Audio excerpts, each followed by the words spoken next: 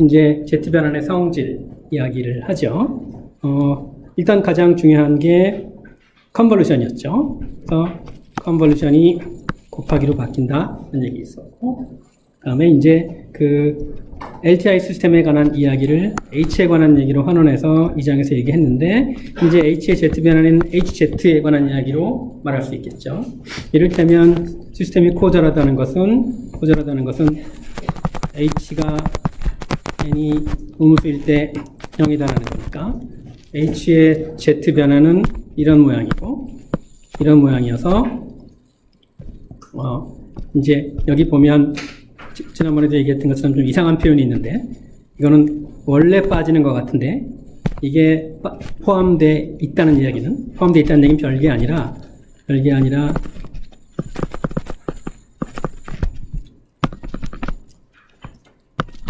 계속 반복되는 얘기죠. x-2 z제곱 x-x0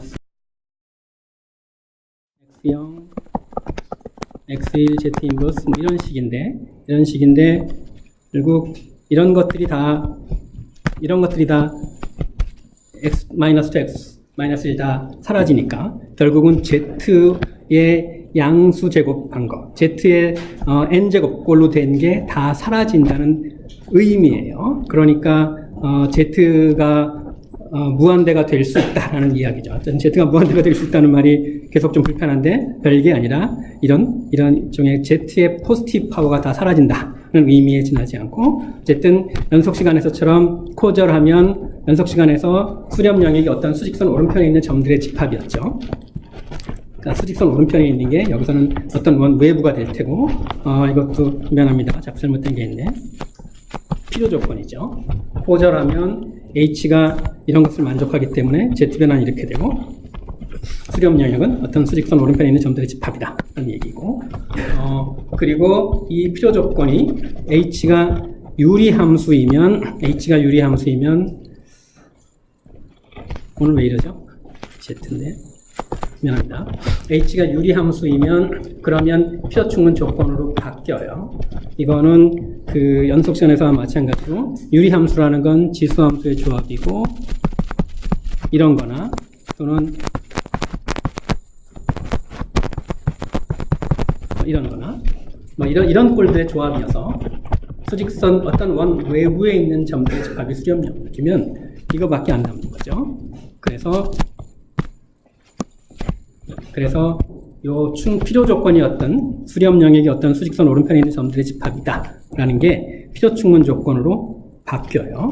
그래서 어떤 원 외부에 있는 점들의 집합은 그러면 어떻게 생겼느냐 하면 HZ의 극점 가운데, 극점이 여러 개가 있으면 극점 가운데 원점에서 제일 먼 거, 예컨대 그게 이거라면 그 원점에서 제일 먼 거를 지나는 원 외부에 있는 점들의 집합이 된다는 얘기겠죠. 그래서 이제 레이셔널 함수인 경우, 즉 HN이 지수함수의 조합인 경우, 시스템이 코절하기 위한 필요 충분 조건이 수렴 영역이 어떤 원 외부다라는 식으로 바뀌고요. 그리고 이게 코절하면 H의 다항식분의 다항식으로 표현된 그 유리함수 H의 분모 다항식의 차수가 분자 다항식의 차수보다 크거나 같다라는 사실도 확인할 수 있어요. 이거는 왜냐하면 여기 나와 있는 것처럼 기본적으로 이렇게 생겼으니까 얘가 Z의 다항식을 보면은 뭐 이런 꼴인 거죠.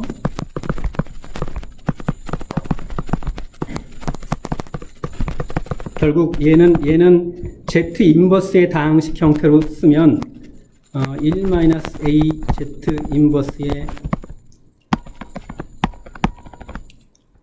그러니까 이게 Z의 다항식이 아니고 Z의 무한 다항식이 아니고 Z 인버스의 무한 차수의 다항식이니까 이거를 다항식분의 다항식 형태로 쓰면 어떻게 되냐 하면 그냥 형식만 쓰면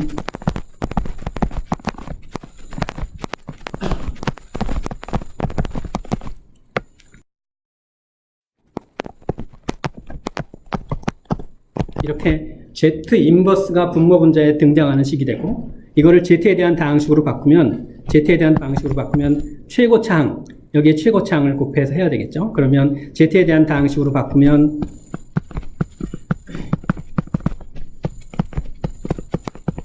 이런 식이 돼서 Z에 대한 다항식으로 바꾸면 분모 다항식의 차수가 분자 다항식의 차수보다 크거나 같게 돼요. 다시 한번 얘기합니다만 요 HZ는 다항식분의 다항식인데 Z 인버스의 다항식분의 Z 인버스의 다항식이에요.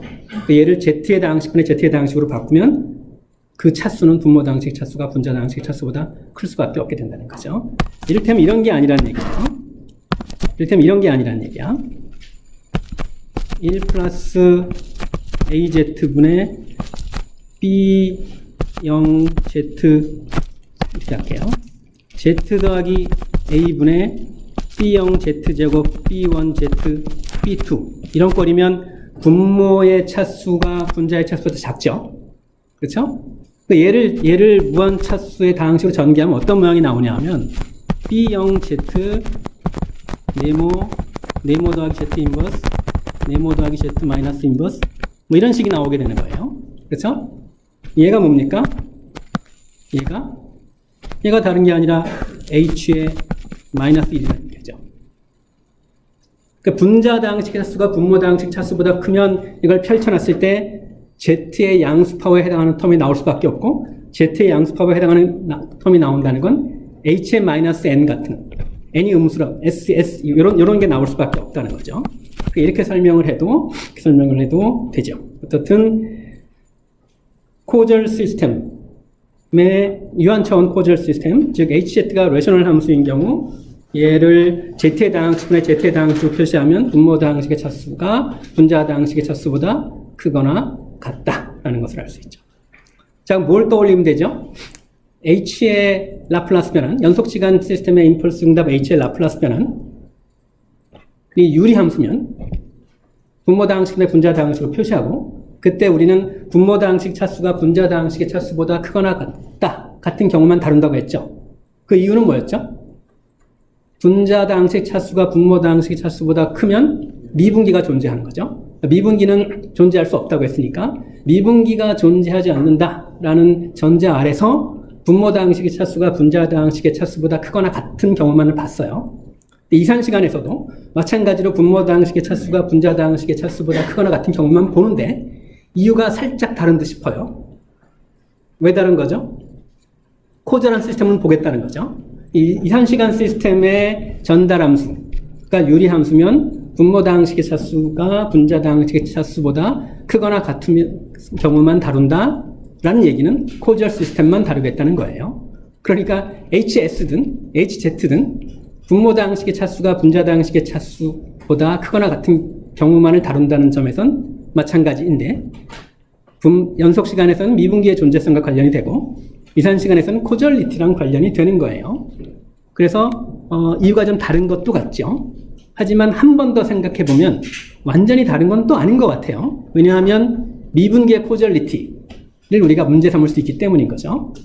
근데 그거는 이제 관점에 따라서 미분기가 이러저러한 관점에서 코절하다고 존재하진 않지만 어쨌든 수학적으로는 코절한 시스템이다라고 볼 수도 있지만 또 다른 관점에서 코절하지 않다고 볼 수도 있으니까 그렇게 코절하지 않다고 본다는 관점에서 보면 또 연속 시간 시스템에서도 마찬가지로 코절리티랑 연결해서 분모 다항식의 차수가 분자 다항식의 차수보다 크거나 같은 경우만을 다룬다고 말할 수 있는 거죠. 네. 어떻든 이산 시간에서는 분명히 명백히 코절리티랑 관련이 돼요. 자, 여기 이제 뭐 앞에 또 그런 얘기 나온 얘를 다시 쓰면 Z가 하나 분명히 나오고 이렇게 돼 있고 바로 1 H의 마이너스 1이 1이다 라는 사실을 분명히 알 수 있죠. 고절하지 않은 거예요.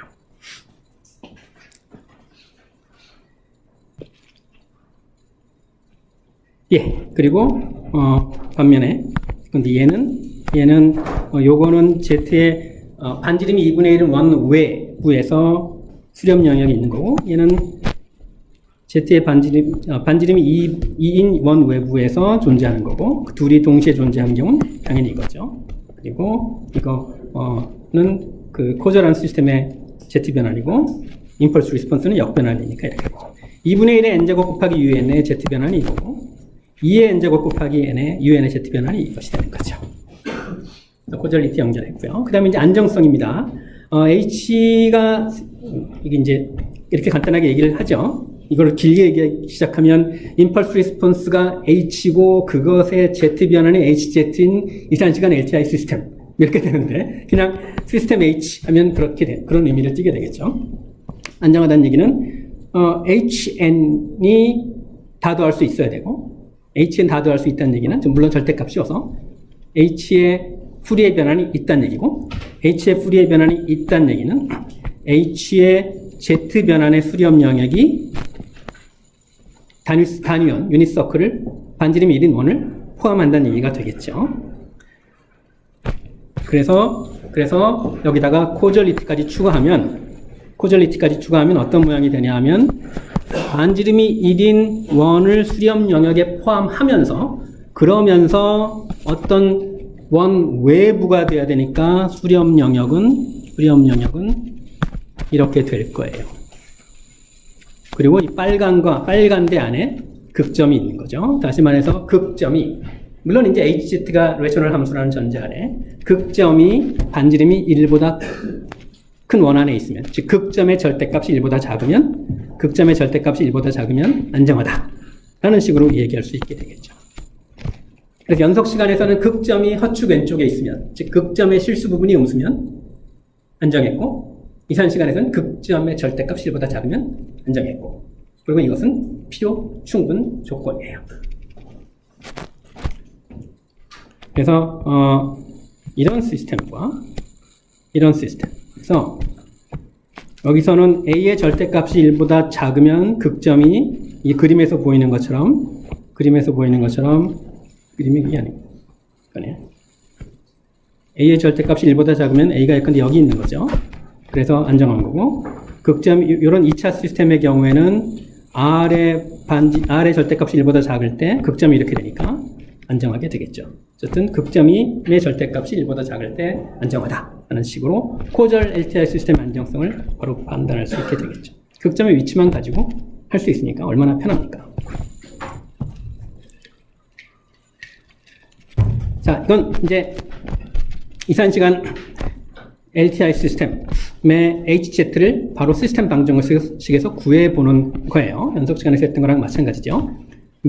n번 미분한 거에 n제곱 곱하는 것처럼 이번엔 미분은 한 번 딜레이 시킬 때마다 Z의 인버스를 곱하는 식인 거죠. 일단 주어진 방정식은 이렇고요. 얘는 일반적인 유한차원 LTI 시스템을 표현하는 거다라는 말을 증명은 하지 않고 했어요. 그러니까 이게 아주 특별한, 아주 제한적인 LTI 시스템 방정식이 아니라 비교적 꽤 일반적인 LTI 시스템 방정식이다. 그 말을 좀 더 구체적으로 하면 유한차원 LTI 시스템을 이렇게 나타낼 수 있다라고 했습니다. 어쨌든 양변을 Z변환을 해요. 요거의 양변을 Z변환을 하면 좌변의 Z변환이 이거고 우변의 Z변환이 이거겠죠. 자, Z변환 라플라스 변환처럼 사용성을 만족하니까 이렇게 더한 것의 Z변환은 Z변환 먼저 하고 곱해서 더한 거랑 마찬가지고 입력축도 마찬가지입니다. yn-k의 Z변환은 y의 Z변환에 yn의 Z변환에 z의 마이너스 k제곱을 곱하는 거예요. 입력축도 마찬가지죠. 그래서 이걸 정리했더니 이렇게 돼요.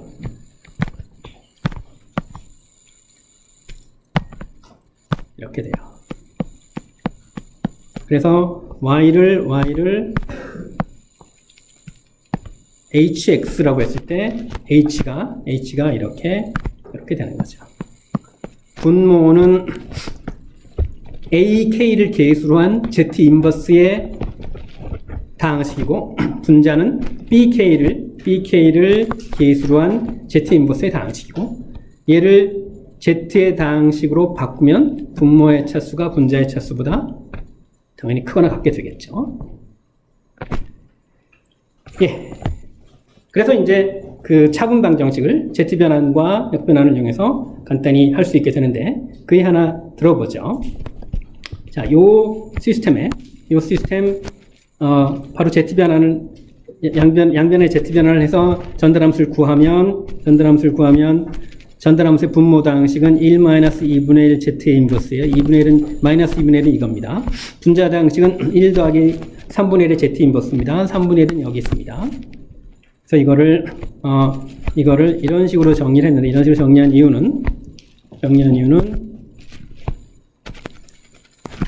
일단 이것만 보면, 이거는 뭐의 Z 변환인지 알죠? 우리 코절하다고 가정을 하면, 파란 건 요거의 Z 변환이에요. 코절하지 않다고 가정을 하면, 이거의 Z 변환이 되고요. 코절하다고 가정한다는 얘기는 수렴 영역이 이렇다고 놓은 거고, 코절하지 않다고 가정한 건 수렴 영역이 이렇다고 가정한 거예요. 어쨌든 코절하지 않은 경우에 관심 별로 없으니까 코절한 경우만 보면 요 파란색은 2분의 1 n제곱 un이에요. 그럼 나머지는 뭐냐? 3분의 1 Z 인버스 1 마이너스 2분의 1 Z 인버스분의 1 요것이 바로 2분의 1 n제곱의 un의 Z 변환인데, 여기다가 3분의 1 Z 인버스 곱한 건 뭐예요? Z 인버스 곱하는 건 1만큼 이동하는 거죠. 그러니까 1만큼 이동하고 요거는 1만큼 이동하고 앞에 3분의 1 있으니까 3분의 1 곱한 게 되겠죠. 1만큼 이동한다는 얘기는 n 대신 n-를 대입한 거예요. 그래서 이런 식으로 간단히 임펄스 응답 H를 구할 수 있게 됩니다. 물론 여기에다가 특정한 입력 X를 넣으면 X의 Z 변환을 곱해가지고 만든 YZ 가지고 YN을 구할 수도 있겠죠. 연속 시간에서 라플라스 변환을 이용해서 미분 방정식을 대수 방정식으로 바꿨듯이 여기서는 Z 변환을 이용해서 차분 방정식을 대수 방정식으로 바꿔서 풀 수 있습니다. 그 다음에 또 연속 시간에서 했던 이야기랑 같은 순서로 진행을 하고 있는데요. 병렬로 시스템을 연결할 때 어렵지 않게 시간 영역, 그 다음에 Z 영역에서 다 구할 수 있어요. 직렬도 마찬가지입니다. 컨볼루션이 곱하기로 바뀌고 곱하기가 컨볼루션보다 훨씬 더 쉽다고 해서 컨볼루션을 못한다는 건 아니죠. 그런데 이렇게 피드백으로 연결되어 있으면 시간 영역에서는 어떻게 제대로 할 도리가 없어요. 컨볼루션이 있고 y가 있고 뭐 이런 식인 거죠. 그런데 Z 변환을 하면 그냥 단순히 대수 방정식이니까 아주 간단히 이야기할 수 있죠. 2는 x 이거부터 하죠. y는 h2에다가 h 곱한 거예요. Z 영역에서 그런 거죠. 그리고 요 2는 x에서 이걸 빼는 거예요. 이거는 y에다가 h2 곱하는 거죠. 그래서 2는 이렇게 되고. 그래서 요 2를 여기다가 집어넣으면 이런 식이 성립하죠. 그래서 y를 h 곱하기 x라고 했을 때 h를 그냥 1 플러스 h1 h2 분의 h1 이런 형태로 간단히 얘기할 수 있죠. 물론 hn은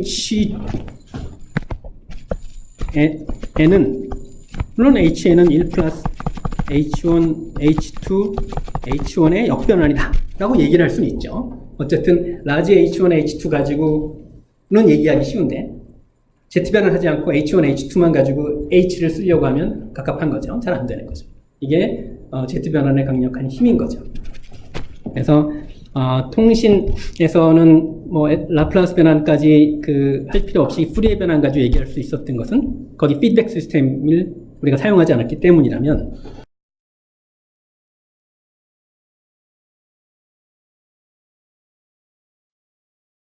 물론 불가능하진 않겠지만, 불가능하지 않다는 의미는 시스템이 선형이 아니거나 시변이어서 또는 비선형이고 선형 시변이거나 뭐 이래서 이런 식의 대수 방정식화 할 수 없는 경우에도 어떻든 분석을 해야 될 필요는 있겠죠. 그 영역은 이제 훨씬 더 어려운 시스템 이론이 되는 거죠. 난리니어 시스템 이론 같은 거죠. 예. 자, 이제 라플라스 변환 얘기 다 하고, 그리고 시간이 음수일 때 값이 없는 신호에 대해서 특별히 다시 라플라스 변환을 해봤죠. 그걸 우리가 유니렉터럴 라플라스 변환이라고 불렀어요. 마찬가지 이야기를 Z 변환에서 할 수 있습니다. 다른 라플라스 변환, 다른 z 변환이 아니라 시간이 음수일 때 값이 0인 함수의 라플라스 변환 또는 z 변환이라고 얘기를 하면 둘을 구별할 필요는 없어요. 하지만 이제 초기치가 등장을 해서 등장을 할 때 이게 그 약간의 차이가 생기면서 물론 그 약간의 차이는 굉장한 힘이 되는 거죠. 한번 봅시다. 그래서 z 변환 이렇게 썼어요. 새로운 z 변환이네 라고 볼 수도 있겠지만 그냥 n이 음수이면 xn이 0인 그런 함수의 z 변환이네 라고 볼 수도 있는 거죠. 그래서 이런 식의 z 변환은 수렴 영역이 반드시 어떤 원 외부에 있는 것들이 되겠죠. 그러니까 생김새가 수렴 영역이 반드시 이런 식이어서 생김새가 같으면 같은 함수의 z 변환일 수밖에 없다라는 얘기를 할 수 있겠죠. 이건 앞에서 우리가 했던 얘기고요. 그래서 이런 함수의 z 변환을 하면 그게 바로 여기 있는 유니래터럴 z 변환이 되겠죠. 이거 마찬가지로 반복하지 않도록 하겠고요. 그래서 성질, z 변환의 성질 그대로 성립합니다. 컨볼루션이 곱하기로 바뀌는 거. 대상 함수가 시간이 음수일 때 0이다 라고 해서 달라질 수 없겠죠. 달라지지 않습니다. 달라지는 부분이 이거예요. 달라지는 부분은 xn-1의 z 변환 먼저 봅시다. xn-1의 z 변환을 하면 바로 여기 밑에 있는데 이게 그 y를 xn-1이라고 할게요. y를 xn-1이라고 하면 y의 z 변환은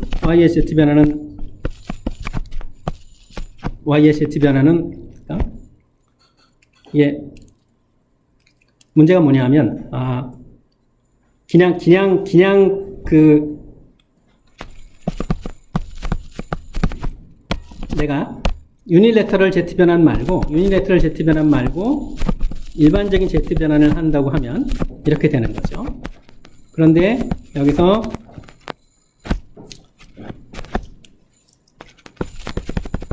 자, 여기 있는 식하고 같은데 마이너스 무한대에서 무한대까지 더하는 거예요. 이게 이제 y의 z 변환인데, 자, 지금 x는 어떤 신호냐면 x는 n이 음수일 때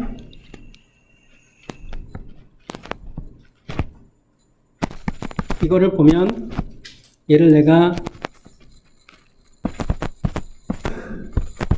이렇게 넣으면 앞에서 했던 얘기인데 이렇게 되는데, 그래서 차분한 신호의 z 변화는 그냥 1만큼 이동한 신호의 z 변화는 z 인버스를 곱해주면 되는데, 그런데 지금 n이 그런 거 저런 거 따지지 않고 무조건 0부터 더한다고 생각하면 이런 문제가 생기는 거예요. 0부터 더한다고 마이너스 무한대서부터 더하는 게 아니라 그냥 0부터 한다고 생각하면은 이쪽이 x-1로 시작을 하는 거예요. 그래서 요거 그대로 두고 요것만 보면 얘가 바로 이거에 해당하는 거죠. 그래서 z 인버스 곱하기 x가 되는 게 아니라 xn-1에 해당하는 게 더해지는 게 돼요. 지금 생각해 보세요. xn-1이 0이면 x가 n이 음수일 때 0인 신호라면 당연히 얘랑 똑같아지는 거예요. 내 말은 이게 지금 달라 보이지만 다른 게 아니다라는 거예요.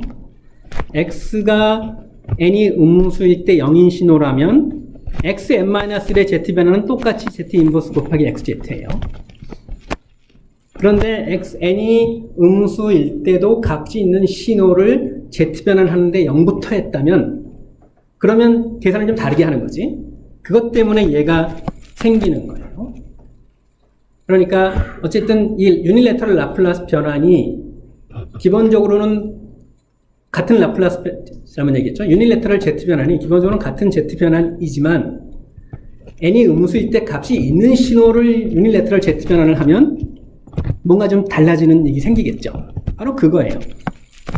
x-1이 0이면 똑같아지는 거니까.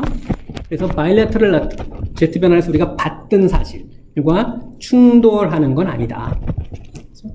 다만 이제 이 유니래터럴 z 변환은 t 시간이 0보다 크거나 같은 경우에 집중해서 보는 거예요.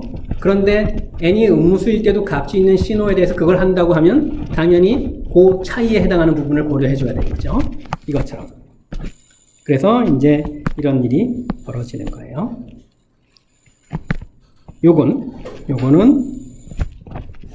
당연히 x-1이 0이 되면 사라지는 거고, 그렇게 되면 얘랑 똑같은 거죠. 뭐 다른 거네 라고 생각하지 말자는 얘기를 하는 거예요. 그리고 n 플러스 1은 마찬가지입니다. 이것도 그냥 이것만 있으면 될 것 같은데 이것이 생긴다고요. 얘도 다시 보면 xn 플러스 1을 이걸 하는데 얘도 물론 마이너스 무한대부터 무한대까지 하면 z 곱하기 xz가 돼요. 그런데 마이너스 무한대가 아니라 0부터 한다고 치면 그러면 이제 이런 게 군더더기로 나오는 거죠. 그래서 다르지 않다. 어쨌든 무조건 시간이 음수일 때 값이 있는 신호든 없는 신호든 무조건 z 변환을 0부터 하기 시작하면, 그러면 이동했을 때 이렇게 z 인버스를 곱한다거나 z를 곱한 것 말고 추가되거나 차이가 생긴다는 거죠. 그건 이제 여러분이 정의를 가지고 이제 확인하면 되고요. 그래서 이제 이 이야기를 하고 나면 이제 초기 값이 있을 때에 관한 방정식을 잘 다룰 수 있게 돼요. 우리 연속시간 시스템에서 n차 미분 방정식 풀 때 초기 조건이 어떤 게 필요했죠? 한 번도 미분하지 않은 것에서부터 n-1번 미분한 것까지 0-s의 값이 필요했죠. 그렇죠? 그리고 그게 0이 아니면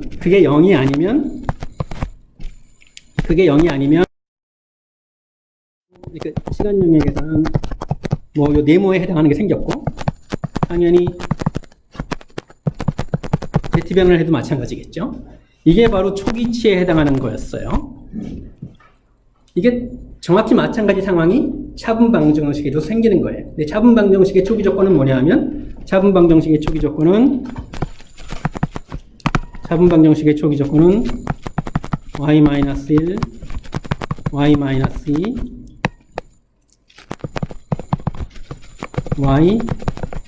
y-n-1.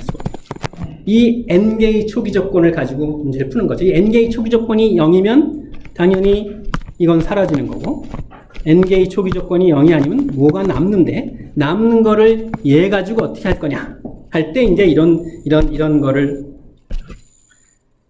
사용을 하는 거죠. 이게 n-1이 대하는 게 나오면 n-2에 해당하는 것도 나올 테고, 여기서도 xn 플러스 1의 z 변환이 xn의 z 변환과 관계가 나오면 xn 플러스 2의 z 변환도 뭐가 나오겠죠.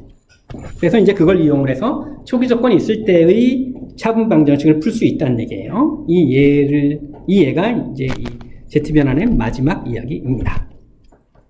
자, 이거 보죠. 이제 이런 차분 방정식이 있어요.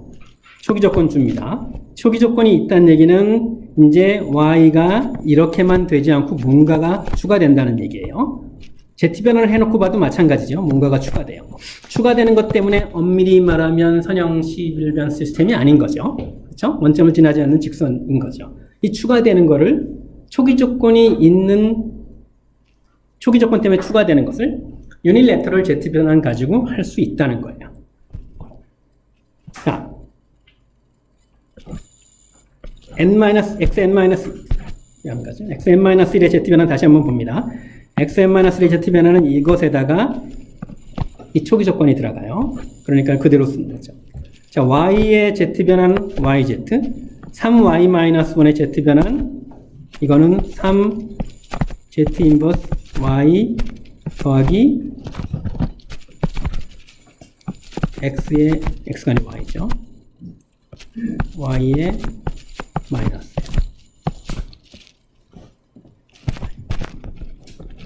그래서 이 괄호 안에 있는 거 정리한 게 3z 인버스 y 곱하기 y 마이너스 1이 여기서 1이라고 했으니까 3. 이게 초기 조건 때문에 생긴 거예요. 입력을 un이라고 했습니다. 그래서 u의 z 변환 1-z분의 1, z 인버스분의 1, 8 곱해져 있죠.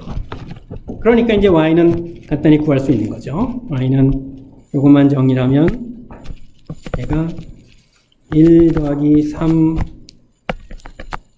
좌변이 1 더하기 3 z 인버스 y 더하기 3이니까 이제 요 3을 오른쪽으로 이양한 다음에 1 더하기 3z 인버스로 나누면 이렇게 되는 거죠. 이거 이양한 것 때문에 이렇게 나오고 마이너스 3이 오른쪽으로 이양하니까 마이너스 3이 되죠. 마이너스 3을 얘로 나눈 거예요. 그다음에 얘를 이거로 나눈 게 이렇게 되고 두 개 정리하면 얘 1 더하기 3z분의 1 있고 얘를 내가 1 더하기 3z분의 z 인버스 더하기 1 마이너스 z 인버스 b 형태로 놓으면 그 개수 비교해서 a, b 구하면 요 a에다가 a하고 요거 같이 한 게 뭐 3 나오고 b가 2 나오고 해서 얘는 이거의 z 변환이고 얘는 이거의 z 변환이고 물론 이거 곱하기 un 이렇게 써도 되지만 n이 0보다 크거나 같은 경우만을 다루는 거니까 이렇게 해서 간단히 초기 조건이 있어서 원밀히는 입력과 출력 사이의 관계가 선형 시불변이 아닌 그런 시스템에 대해서도 z 변환을 이용해서 잘 구할 수가 있습니다. 요 초기 조건 때문에 생기는 것들을 처리하는데 유닐래터럴 z 변환이 굉장히 쓸모가 있었던 거죠. 유닐래터럴 라플라스 변환에서와 마찬가지로. 하지만 다른 z 변환, 다른 라플라스 변환이 아니라 시간이 음수일 때 값이 없는 그런 신호의 z 변환이고 그런 신호의 라플라스 변환이었어요. 다만 그거를 적용을 할 때 초기 조건이 있으면 그러면 이제 그 초기 조건을 고려할 수 있는 계기가 생기는 거죠. 자, 이렇게 해서 z 변환에 관한 이야기까지 다 마쳤습니다. z 변환 라플라스 변환과 거의 병렬적으로 이야기를 했다는 거 기억하겠죠? 그래서 여러분한테 기말고사 때 질문을 하면 성질, 변환의 성질 같은 거는 주로 연속 시간에서 물을게요. 푸리에 변환이든 라플라스 변환이든 변환의 성질에 관한 이야기는 연속 시간에 관해서 물을 거예요. 하지만 z 변환, 그 다음에 이산시간 푸리에 변환, 이산시간 버전의 개념까지는 이해하고 있어야 돼요. 그래서 이산시간에서는 개념은 이해한다. 성질 같은 것에 관한 문제는 연속 시간에 관해서 묻는다. 이런 식으로 이제 생각을 해볼 테니까 그에 따라 준비해 주기 바랍니다. 자, 이렇게 해서 이제 모든 그 이야기 다 마쳤습니다. 정점은 라플라스 변환과 z 변환이었죠. 내용은 지수함수 곱해서 에너지 신호가 되게 만든 다음에 한 푸리에 변환이었어요.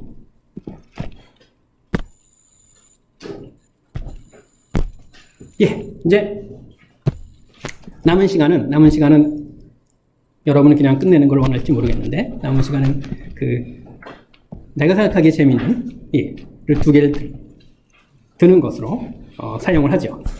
일단 제일 처음에 나오는 거는 이건 지금 푸리에 변환에 관한 건데 교과서에선 8장에서 가지고 왔는데 이미 사실은 우리가 했던 거예요.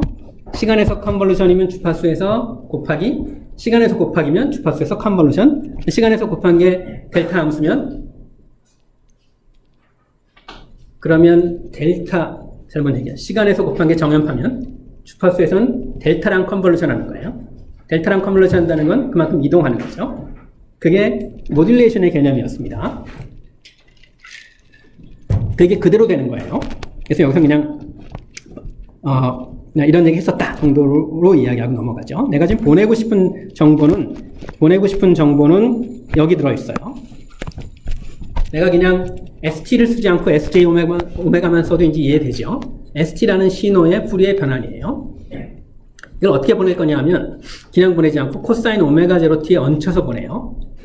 그 이야기는 이런 두 개의 델타 펑션의 컨볼루션에서 보낸다는 거니까 얘랑 컨볼루션 하면 얘를 오른쪽으로 이동한 거 얘가 되고 얘랑 컨볼루션 하면 왼쪽으로 향한 얘가 되는 거죠. 그래서 얘 대신에 얘를 보낸다는 거예요.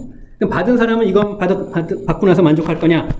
원래 보내려고 하는 사람이 보내려고 한 건 이거니까 이 신호에서 이거를 다시 끄집어내야 되겠죠? 어떻게 합니까? 똑같이 좌우로 오메가씩 한 번씩 이동하고 나면 오른쪽으로 이동하면서 이 왼쪽에 있는 게 와서 이렇게 되고 또 왼쪽으로 한 번 이동하면서 얘가 또 이렇게 오겠죠. 그래서 이걸 받은 사람이 이거를 다시 복원하는 방법은 똑같이 코사인 오메가 제로 t를 곱하는 거예요. 그럼 그 결과는 이렇게 돼요. 그래서 원래 보내려고 했던 거는 이건데 이거를 그냥 보내지 않고 이렇게 보냈어요. 이제 받은 사람은 얘를 똑같이 모듈레이션과 똑같은 과정으로 코사인 오메가 제로 t를 곱하면 이렇게 되죠. 그런데 얘는 내가 받고 싶었던 거지만 얘는 아니에요. 그래서 잘라내야 돼요. 잘라내는 건 로우 패스 필터 통하면 되는 거죠.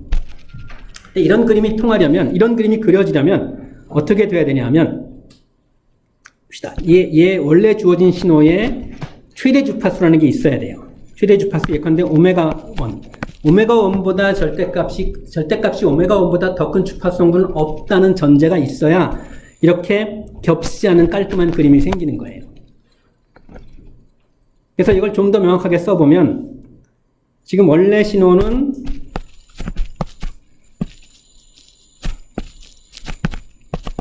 이렇게 돼 있죠. 그렇죠? 얘를 오메가 0만큼 이동하고 다시 오메가 0만큼 이동해서 이게 된 거예요. 그러면 얘는 어떻게 되죠? 얘는 2오메가 0 마이너스 오메가 1이에요. 그렇죠? 왼쪽으로 오메가 1만큼 간 거니까 얘는 오메가 1. 그러니까 뭐예요? 요 2오메가 0 빼기 오메가 1이 오메가 1의 오른쪽에 있어야 되는 거죠. 이미 그림을 그렇게 그렸죠. 그러니까 다시 쓰면 2오메가 0 빼기 오메가 1이 오메가 1보다 오른쪽에 있어야 돼요. 그 다음에 요 로우 패스 필터링 할 때 컷오프 프리퀀시를 오메가 C라고 하면 오메가 C는 또 그 사이에 있어야 되겠죠. 그렇죠? 오메가 1. 그래서 오메가 1이라는 최대 주파수가 있을 때 일단 이 조건을 만족하는 캐리어 주파수를 골라야 돼요. 오메가 1이 2오메가 0 빼기 오메가 1보다 작다는 얘기는 오메가 0이 오메가 1보다 크다는 얘기죠. 당연한 거죠. 가장 높은 주파수보다 더 높은 주파수의 정연파에 실어 보내는 거예요. 그러면 이제 이 오메가 0 마이너스 오메가 1과 오메가 1 사이에 공간이 존재하고 컷오프 프리퀀시는 그 사이에 있는 걸 하나 정해요. 그래서 이 오메가 C가 컷오프 프리퀀시인 아이디얼 로우 패스 필터를 통과시키면 원래 신호를 복원할 수 있게 되는 거죠. 그러니까 이런 식으로 신호를 보내고 원래 신호를 복원하기 위한 조건을 따져보면 이제 순서대로 따지면 되는 거죠. 오메가 1이라는 게 존재해야 돼요. 최대 주파수라는 게 있어야 되겠죠. 캐리어의 주파수는 그거보다 커야 돼요. 그 다음에 로우 패스 필터의 컷오프 프리퀀시는 이 조건을 만족하도록 해야 돼요.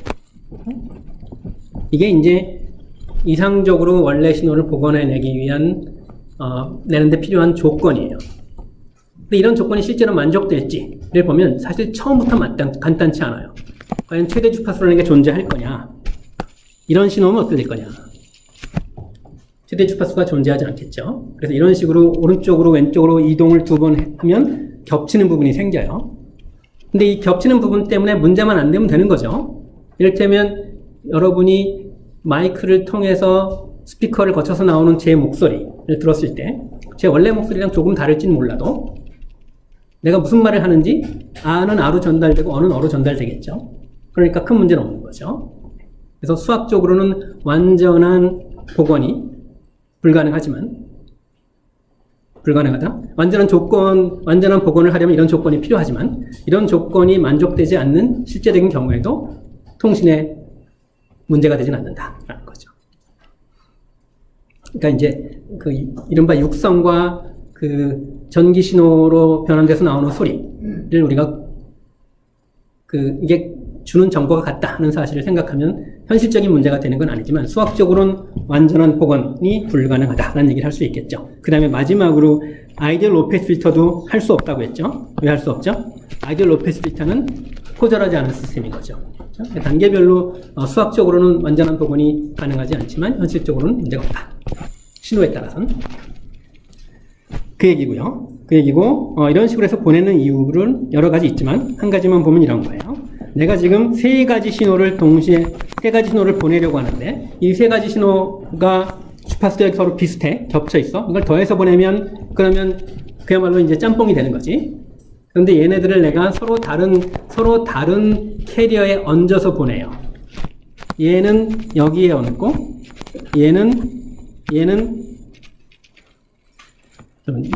여기에 얹고 오메가 A, 코스 A라는 주파수에 얹고 얘는 오메가 B에 얹고 얘는 오메가 C에 얹고 오메가 A, 오메가 B, 오메가 C가 서로 떨어져 있고 충분히 떨어져 있으면 얘를 이런 식으로 같이 캐리어에 실어서 보내면 하나의 채널에 이렇게 날아갈 수 있게 되는 거죠. 그 채널을 효율적으로 사용할 수 있게 되는 거죠. 이게 모듈레이션을 하는 이유 가운데 하나인데 어쨌든 자세한 내용은 통신 시간에 공부를 하면 되겠죠. 이미 아마 여러분 다 아는 내용일 거예요. 자, 모듈레이션에 관한 얘기 지난번에도 했으니까 이 정도로 하고 다음 주제로 넘어가죠. 이건 생략하고 이건 이제 샘플링이에요. 자, 여러분 이제 사실 다 컴퓨터로 음악 듣죠? 그렇죠? LP로 듣는 사람도 있나요? 컴퓨터에는 데이터가 샘플돼서 저장이 된 거죠. 여러분이 듣는 신호는 스피커로 나오는 아날로그 신호인데 어쨌든 샘플된 신호가 샘플됐다가 다시 이어져서 여러분 귀로 들어오는 거예요. 그러니까 샘플링된 신호가 원래 신호랑 같은 정보를 주는지가 또 중요하겠죠. 이거는 사실 음성 신호의 예랑 조금 다를 수 있는 게 음성에서 아가 되고 어가 되는 거와 여러분이 듣는 음악의 그 특정 주파수 성분이 달라지는데 여러분이 불편한 건 좀 다른 얘기죠. 그러니까 정보가 왜곡되는 것과 음악이 여러분이 원하는 음악이 아닌 게 들리는 건 좀 다를 수 있는데 어쨌든 뭐 내가 베토벤을 모차르트라고 오해하거나 그런 일은 안 생기겠죠. 어쨌든 샘플될 때 보자고요. 샘플했는데도 불구하고 샘플된 신호가 원래 신호의 정보를 그대로 다 가지고 있는지 가지고 있으려면 어떤 조건이 필요한지를 살펴보죠. 이제 모델링을 해야 돼요. 자, 이런 신호를 샘플링을 합니다. 라지 t초마다 한 번씩 샘플링을 할게요. 라지 t초마다 한 번씩 샘플링하면 이런 거죠. 그러니까 어떤 시퀀스냐 하면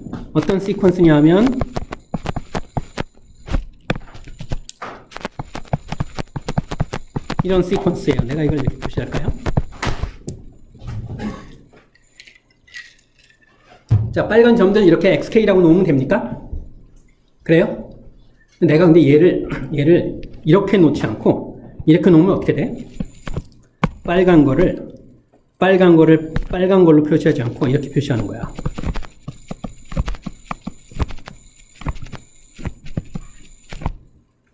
얘기하면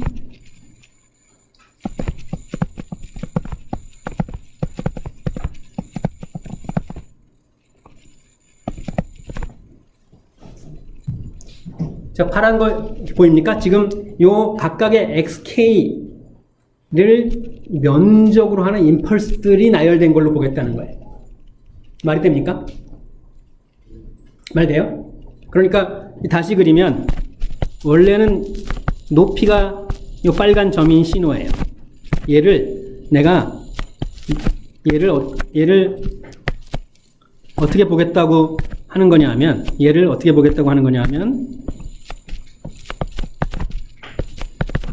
그림 사실 저기 있는데 여기다 그냥 그릴게요. 자, 빨간 점과 파란 화살표가 같습니까? 실제로 임펄스들을 이렇게 늘어놓은 거를 여러분이 취급하나요? 컴퓨터 안에서? 컴퓨터 안에서 취급되는 건 빨간 거죠. 그렇죠? 내가 이거를 파란 거로 보겠다는 거예요. 불만 있습니까? 불만 왜 없죠? 불만 있어야 되는 거 아닙니까? 실제로 파란 거를 컴퓨터에서 다뤄요? 빨간 거 아닌가요?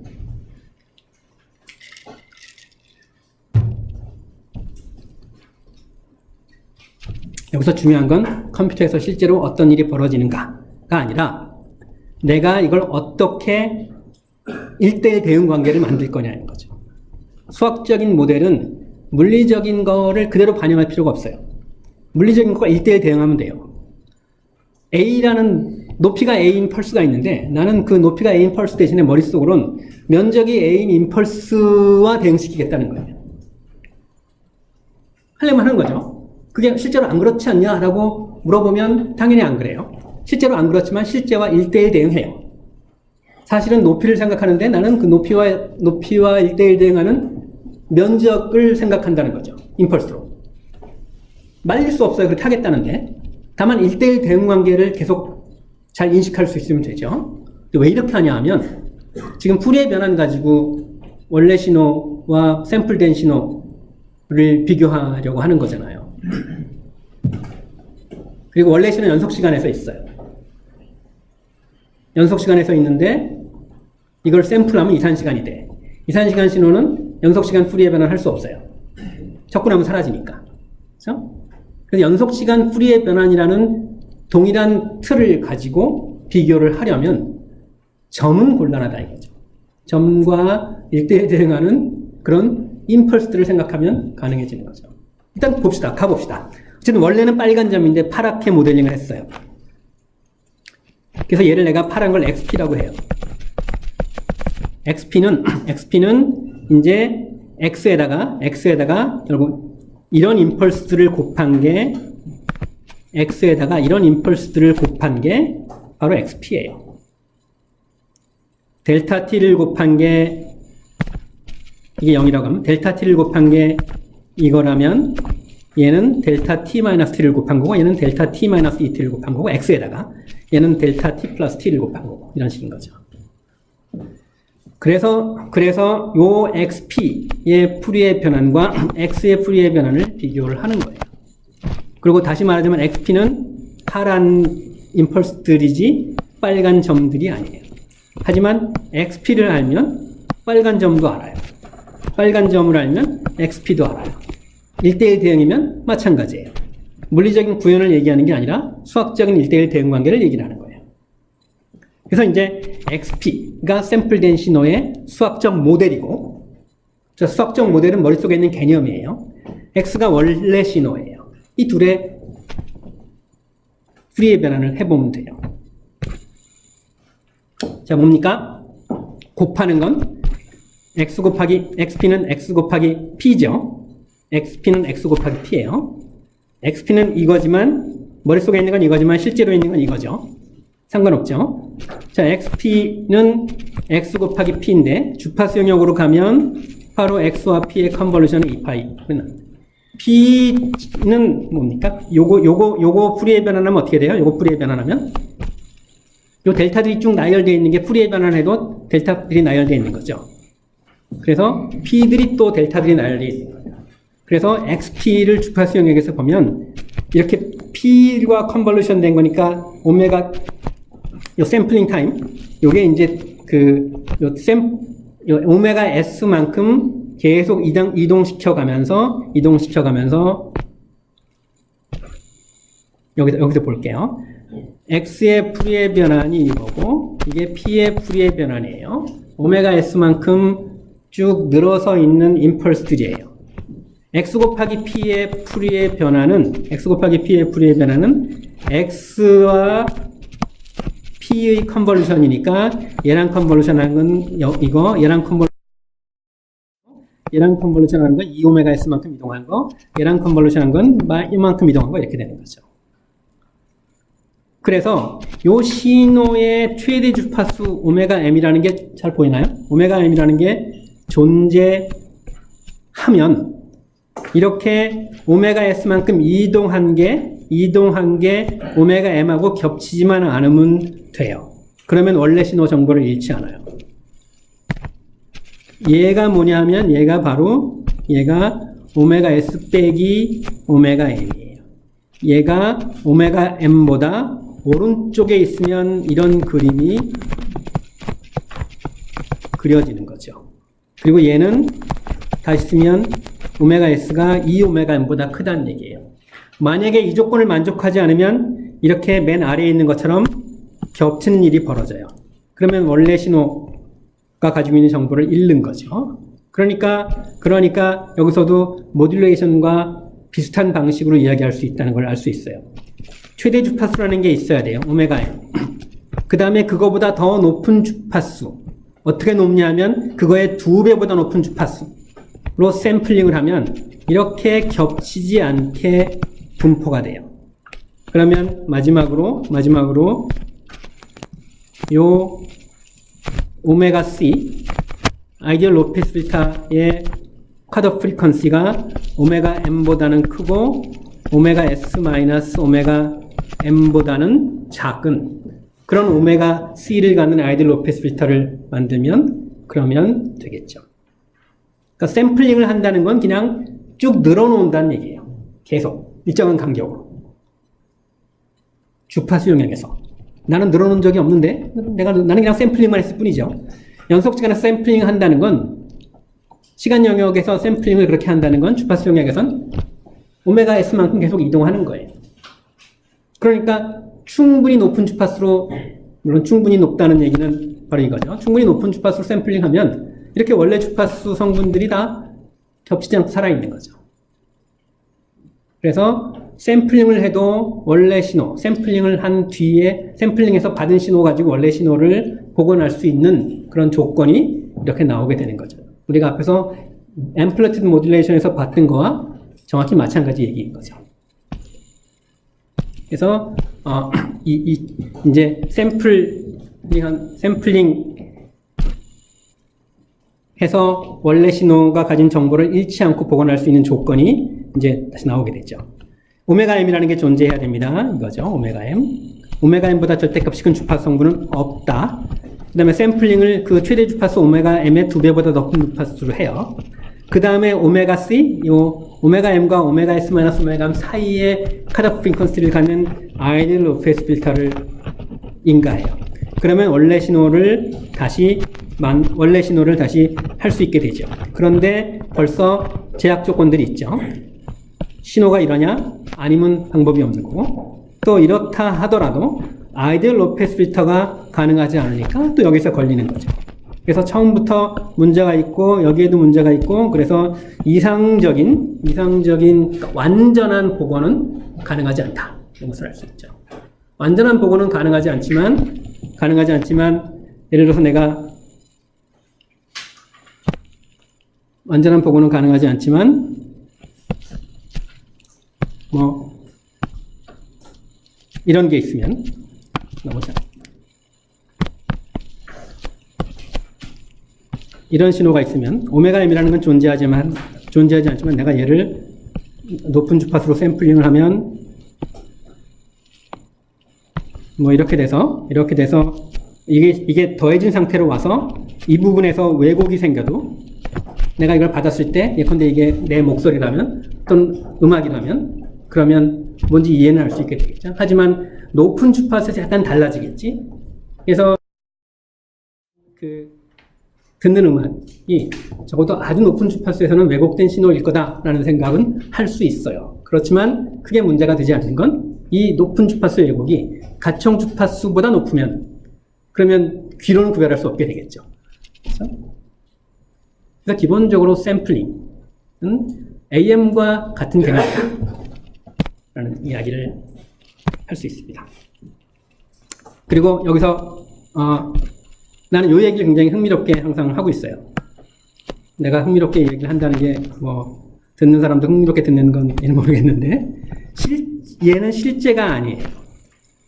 그래서 나는 얘가 실제가 아니다라는 것 때문에 이 샘플링 이론을 처음 봤을 때부터 되게 불편했어요. 어느 순간 내가 이걸 왜 불편해했지라고 탁 떠오르는 거예요. 마치 그냥 갑자기 무슨 돌을 깨우친 것처럼. 똑같을 이유 없지. 1대1 대응하기만 하면 되니까. 1대1 대응이라는 단어를 떠올리면서 갑자기 이제 모든 의문이 사라진 거죠. 똑같을 필요 없어요. 1대1 대응이면 돼요. 그리고 1대1 대응이면 똑같은 거다라는 말까지 심지어 할 수 있다는 거죠. 이렇게 해서 이제 샘플링에 관한 이야기 마치고요. 마지막 예는 이제 제어 문제 하나 풀어보죠. 시간이 너무 정확히 맞을 것 같은데. 자, 우리 앞에서 간단한 제어 시스템의 예를 봤습니다. 제어 대상을 제어공학에서는 플랜트라고 불러요. 좀 이상한 말이죠. 제어공학에서 이렇게 부르는데 뭐 어쩌겠습니까? 용어인데. 그래서 이거는 그냥 Object to be controlled, 제어 대상이에요. 플랜트라고 불러요. 입력 X를 조정을 해서 출력 Y가 내가 원하는 신호 R을 따라가도록 하는 게 목표예요. 물론 이거를 측정하는데 어떤 센서가 일반적으로 필요한데 그냥 이상적인 완벽한 센서가 있다라고 가정하고 그렸다라고 볼 수 있어요. Y를 내가 정확히 측정할 수 있다고 생각한 거예요. 그러면 R과 Y를 비교한 그 차이, 이 E가 점점 작아지도록, E가 없어지도록 X를 만드는 게 바로 제어기가 하는 일이죠. 이게 전형적인 제어 시스템의 구성이에요. 출력 Y가 따라갔으면 좋겠다라고 생각하는 목표 신호를 R이라고 놓습니다. 왜 R이라고 할까요? Reference 뜻하기 때문인 거죠. R과 Y의 차이를 E라고 놨어요. 왜 E라고 놓을까요? 에러라고 생각하니까 이 에러가 없어지게끔 또는 줄어들게끔 하는 X를 만들어내는 게 바로 제어기예요. 그리고 이제 이걸 좀 더 구체적으로 표현해야 되겠죠. 그냥 Y가 R을 잘 따라가게 하고 싶다 라는 얘기를 좀 더 명확하게 하면 전체를 보면 하나의 시스템인 거죠. 전체를 보면 입력이 X고 출력이 Y인 시스템이에요. 이런 시스템을 뭐라고 부르냐면 이건 지저분하니까 지우죠.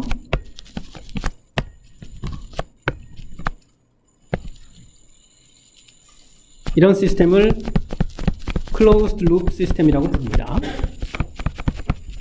루프가 있는 거죠.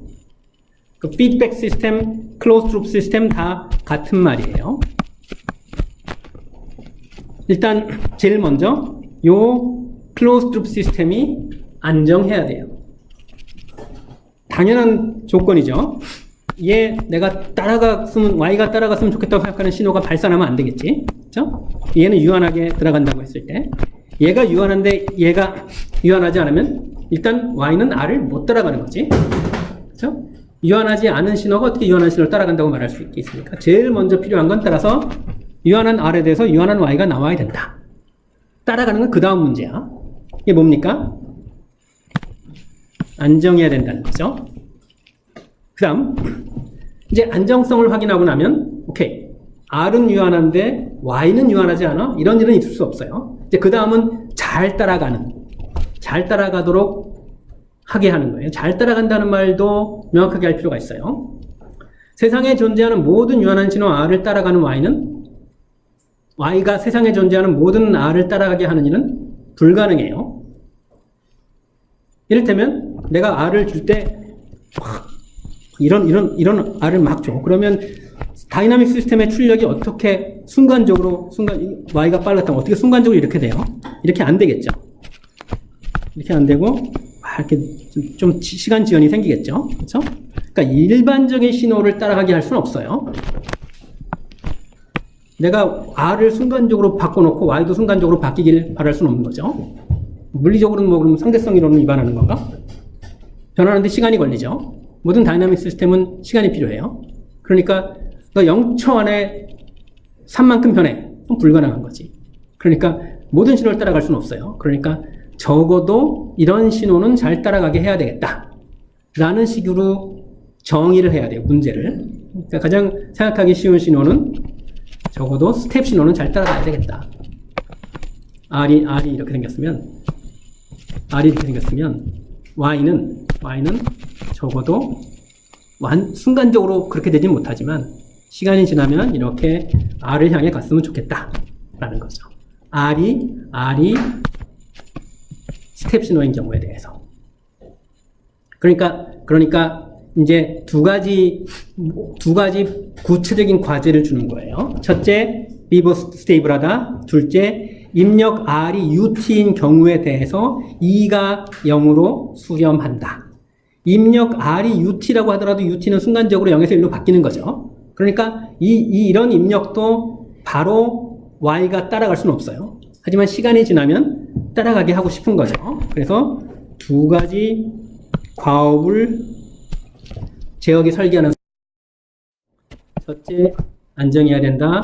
둘째, 가장 기본적인 신호에 대해서 오차가 0으로 수렴해야 된다. 가장 기본적인 신호는 스텝 신호예요. 이 두 가지를 풀면 돼요. 자, 이제 이거를 이제 컨볼루션 가지고 하기 시작하면 대단히 골치 아프죠. 그런데 우리에겐 이제 라플라스 변환이라는 강력한 친구가 있으니까 R의 라플라스 변환을 R이라고 하고 이거 E라고 하고 이거 Y 그냥 대문자로 다 바꾸면 Y는 G 곱하기 X가 되고요. 그렇죠? X는 C 곱하기 2가 되고 E는 R 곱하기 Y가 되고 다 됐나요? 그러면 내가 곱하기를 E는 R 빼기 Y가 되고 그렇죠? 순서를 바꾸면 R 빼기 Y가 되고 Y는 G 곱하기 X가 되고 X는 C 곱하기 2가 되고 그래서 얘를 정리하면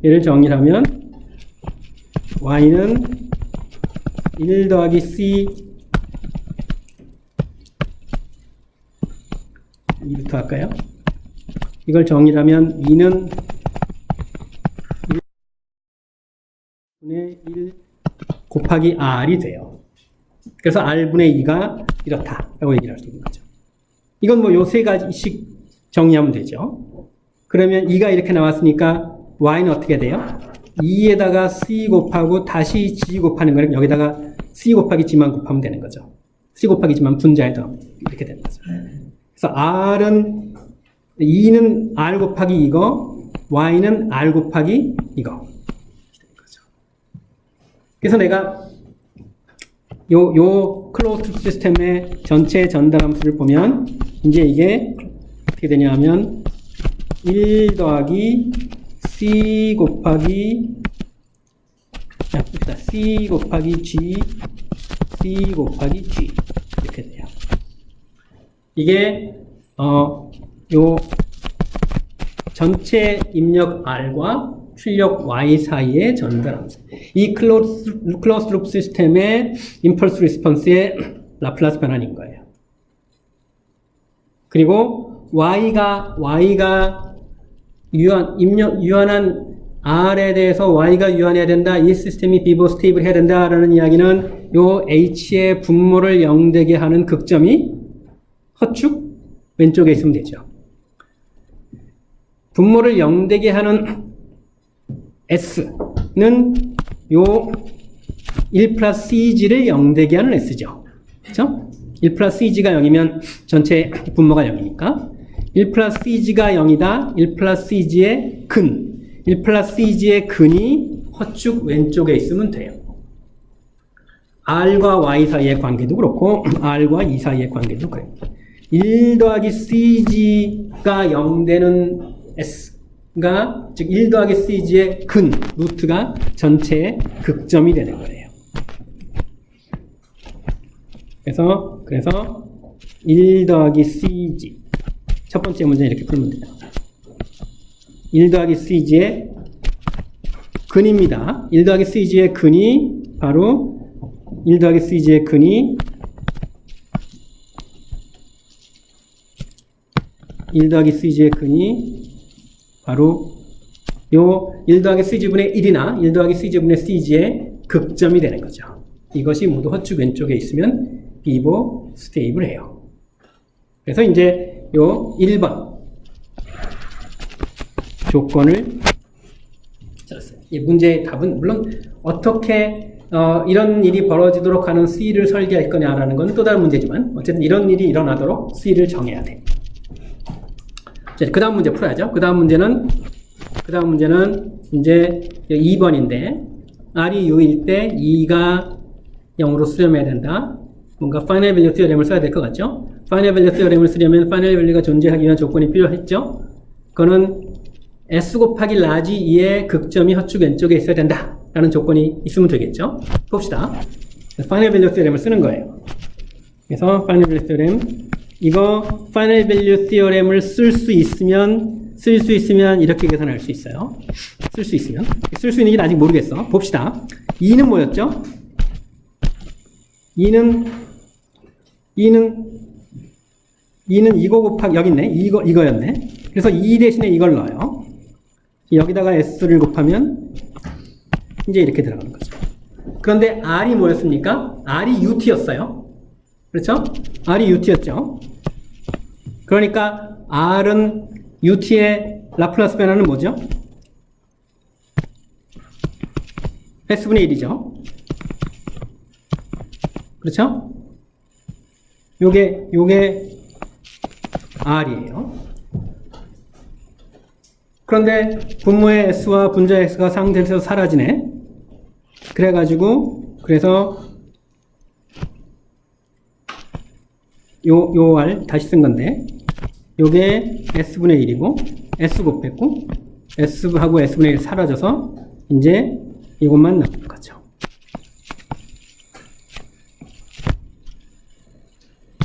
요거와 요건 상쇄되는 거예요. 1 플러스 CG, 이게 뭐죠? 이것이 이거는 이런 식으로 계산할 수 있으려면 이거의 극점이 모두 허축 왼쪽에 있어야 된다고 했는데, 이거의 극점이라는 게 이거의 근인데, 이거는 바로 1번 문제 푼 결과 보장이 되는 거죠. 다시 말해서 비버 스테이블 하면 입력이 UT인 경우, R이 UT인 경우에 대해서 파이널 밸류가 존재한다는 게 보장이 되고, 그 파이널 밸류가 바로 여기서 S 대신에 0 대입한 거니까, 이 파이널 밸류가 이제, 이거 한 번만 다시 그냥 쓰면, 파이널 밸류가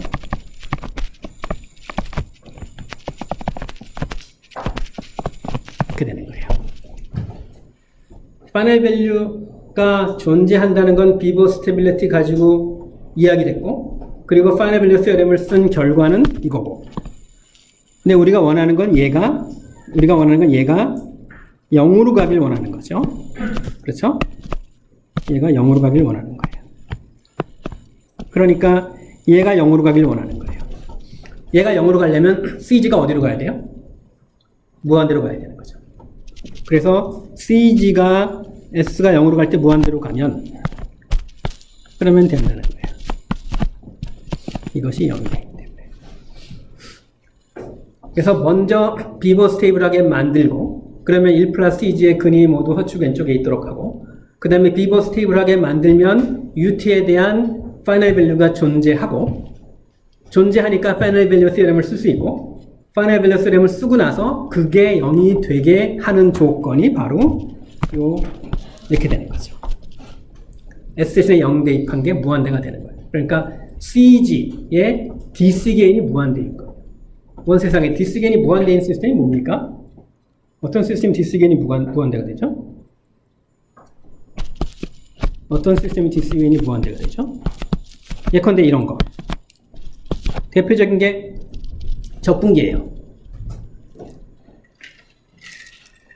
S분의 1의 DC 게인 무한대입니까? 물론 어떻게 S 대신 0 대입해 라고 얘기를 할 수 있겠지만, 지금 보세요. 전체적으로 S 대신 S를 0으로 보내는 건 전체 클로스 루프 시스템의 극점이 모두 허축 왼쪽에 있기 때문이에요. 그러니까 S분의 1 자체는 S 대신 0을 대입할 수 없죠. 그러니까 S분의 1 자체는 안정하지도 않아요. 그런데 안정하지 않은 S분의 1이 중간에 끼어 있어서 1 플러스 CG분의 1이 안정하게 만들면, 그러면 괜찮다는 거예요. 그래서 CG가 안정할 필요가 없어요. 1 플러스 CG는 건 별게 아니라 이거 곱하기 이거죠. 이거 곱하기 이거. 얘 안정할 필요 없어요. 목표는 이 전체가 안정하길 바라는 거예요. 이 전체가 안정하길 바란다는 건 얘가 안정하면 되는 거예요. CG가 안정한 게 아니라 1 플러스 CG분의 CG가 안정하면 돼요. 그렇죠? 1 플러스 CG분의 CG가 안정하도록 하고, 입력이 UT인 경우에 대해서 스테디 스테이트 하나를 없애려면 CG가 무한대이면 된다는 얘기예요. CG가 무한대인 건 CG가 불안정하다는 얘기인 거죠. 그래서 이거는 만약에 시스템이 안정하다면 불안정한 제어기를 이용해서 전체를 안정하게 하는 문제라고 볼 수도 있어요. 간단히 예를 들어보면 이런 거예요. 제어 대상이 이렇게 생겼대요. 제어 대상이 이렇게 생겼대요. 이게 뭡니까? 입력과 출력 사이의 관계가 어떻다는 얘기예요? 이런 거죠. 그래서 Y가 내가 원하는 신호가 되게 하고 싶은 거예요. 근데 X를 어떻게 만드느냐? 이런 제어기를 통해서 만든다는 거예요. 이를테면 이건 뭐예요? C의 입력은 L하고 출력은 입력 X인 거죠. 그래서 이 이야기는 X를 어떻게 만든다는 얘기냐면